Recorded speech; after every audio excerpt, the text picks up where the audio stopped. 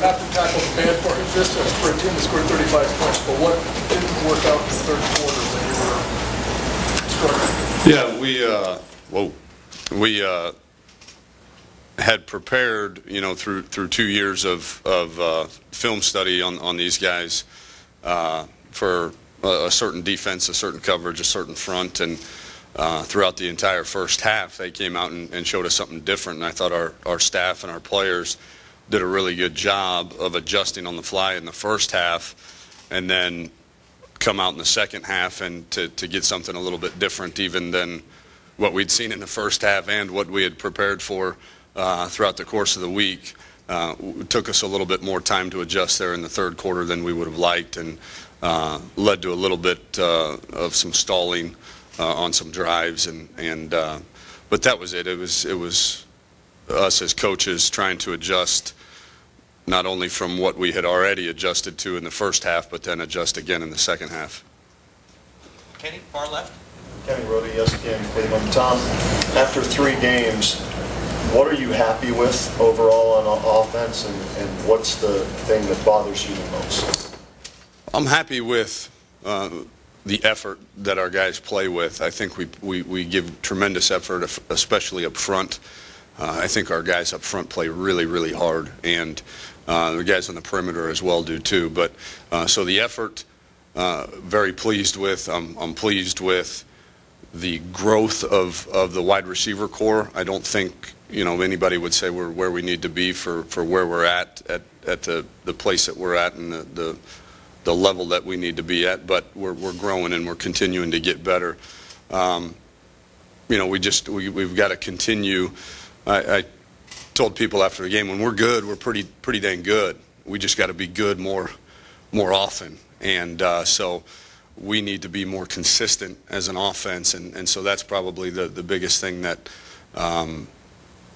we've got to figure out as a staff is how to put our kids in position to be more consistent and eliminate some of the mental mistakes that crop up that in any offense. It's really hard in college football to make a mistake at any point in the drive and then recover from that mistake. And so we need to do a better job of eliminating those mistakes that, you miss a block. We get that. We can fix that. But when you go the wrong way or you go to the wrong guy, we've got to evaluate what positions we're putting our kids in and make sure that happens less frequently. Far right, Austin Moore, ESPN.com. Tom, have you had much experience in the past with the jump pass or pop pass? And as a play caller, what about that design kind of strikes you? Yeah, we did it a bunch at Rice with James Casey, the kid that's now with the Houston Texans. He was kind of our wildcat quarterback, and so we had done it actually quite a bit with him out of some different formations. So when Coach recommended it this week, that was an easy sell for me. What about that design kind of makes it so effective? Well, I think anytime your quarterback is a run threat on the goal line and by design you've added yourself an extra blocker by having your quarterback become a run threat, then everybody gets so clued into the guy that scored, I don't know how many touchdowns Braxton scored already in 3 games, that at some point, it's a feast or famine deal. If you're going to stop the quarterback, you're probably going to turn somebody loose too. Front middle, Doug. Doug Landry, Cleveland dealer. Herman talks a lot about the idea of needing to take a shot down the field. Yep. Now, just what's the process as a play caller, sort of trying to figure out when the right time is? Is it just a gut thing? Are you constantly? You're kind of thinking now, yes. No. Yeah, I think there's a lot of playing the game throughout the course of the week in your mind and through film study and in practice that the situations, nothing's ever really, you'd like to say that there's more science to it than just, okay, hey, I'm feeling it right now, and so, in which there is throughout film study, and then, when they are susceptible to it based on down and distance and field position and all that, and then the risk-reward factor, I think field position is big too on if you don't get it, because those are normally a little bit lower percentage throws than some of your other things that, you have to be prepared then at that point to then maybe be behind the chains and make that up and still continue the drive where if you miss it, it can't deflate the drive. How do you see defenses, do they look worried about Braxton as a runner right now? How does that reflect itself during a game? Can you see them being concerned about this guy's going to break a play on us? And then what does that do in terms of then maybe what you can do throwing the ball if they are really worried about what Braxton can do with his feet? I've seen defenses in the last 3 weeks that I've never even dreamt of in my mind to try to stop the QB from running the football. So yeah, the answer is yes. I mean, it's an interesting quandary to be in when you have such a dynamic runner back there that defensive coverages tend to be completely skewed opposed to what you grew up knowing. Okay, hey, this is what cover 3 is supposed to look like. This is what quarters coverage is supposed to look like. This is what halves coverage is supposed to look like. Where teams now are trying to get 8 and 9 guys in the box to be sound against him pulling the ball and running. So the variety of coverages that we see on first and second down is absolutely mind-boggling. Right front, Tim. Yeah, Tom, as an offensive coordinator but also quarterback coach, do you try to, like, as the year progresses, see things through Braxton's eyes, or is it always through your, you know what I mean, what's he seeing type thing as you go through development? And number 2, where has Braxton made the biggest jump, you think, in 3 games, and what does he still really need to work on?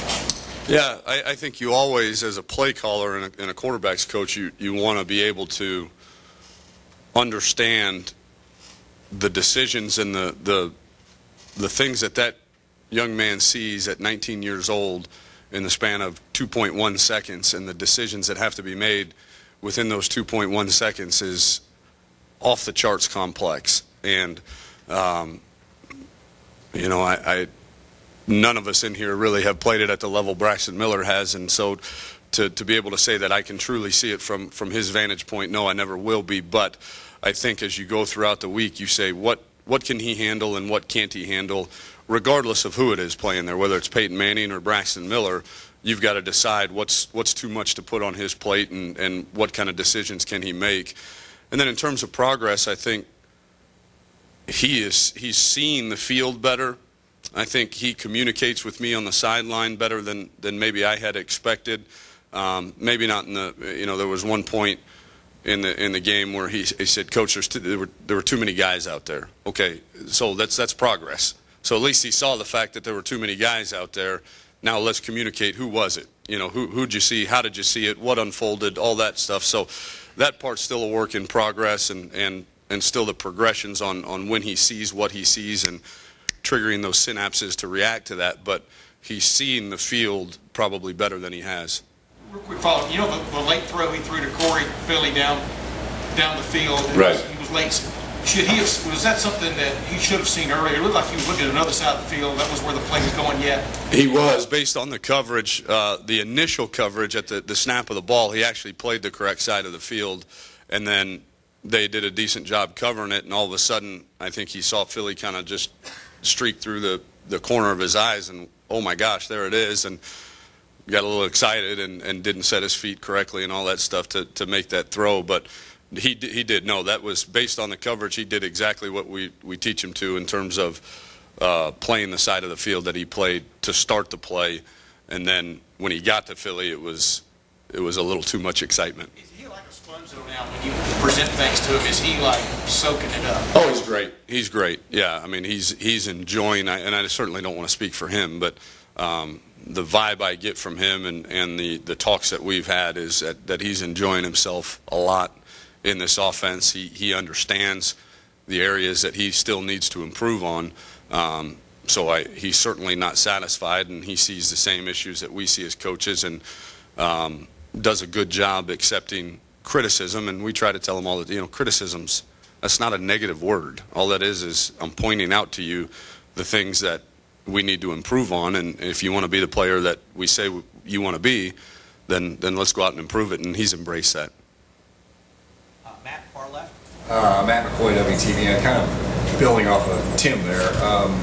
Braxton, as a passer, How far has he come, and when he has inaccuracies, is it, I mean, you were talking about technique, does he lose his footwork? Sometimes it almost looks like he throws better on the run. Right. What do you see in him, and how far has he come? Where does he have to go? Well, he's come a long ways. You know, I don't think there's never, not I don't think, I know, there's never been an issue with his upper body mechanics. The ball comes out very smoothly. He's got a quick release, and he's got a strong arm.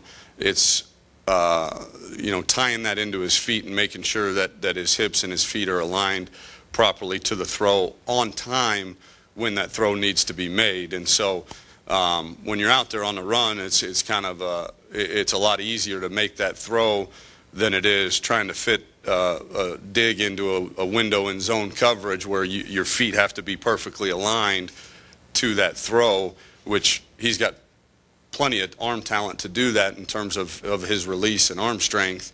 It's just really settling those feet down, and he's done a great job in practice. It just needs to translate more on Saturdays when there's 107,000 people in the stands.